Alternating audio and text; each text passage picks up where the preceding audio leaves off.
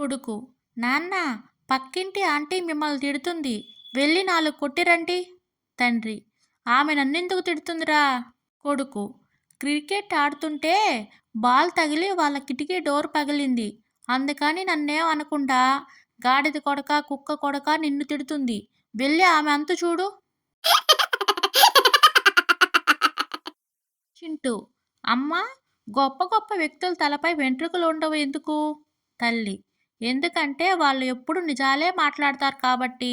చింటూ: మరి నీ జుట్టు ఎందుకు అంత ఒత్తుగా ఉంది? తండ్రి: ఇప్పటికైనా అర్థం చేసుకోమను మీ అమ్మను. పోలీస్: ఏమ్మా అంత దిగులుగా ఉన్నావు? కనిపించకుండా పోయిన మీ ఆయన జాడ త్వరలోనే కనిపెడతాం. నువ్వేం బాధపడకు. కాంతం: నేను బాధపడేది ఆయన కనిపించకుండా పోయినందుకు కాదు సార్. ఈ విషయం ఫేస్బుక్లో పెట్టి గంట పైనే అయింది.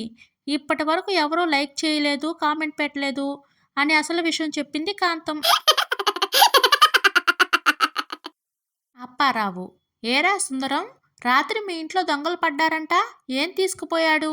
సుందరం: ఏమీ తీసుకుపోలేదు, పైగా తన సొత్తే మాకిచ్చి వెళ్ళిపోయాడు. అప్పారావు: అదేంటి? సుందరం: వాడు మా ఆవిడ క్లాస్మేట్ అట.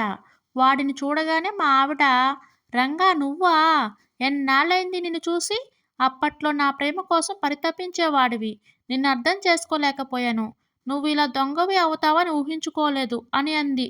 వాడు కంటతడి పెట్టుకొని అన్నీ వదిలేసి వెళ్ళిపోయాడు.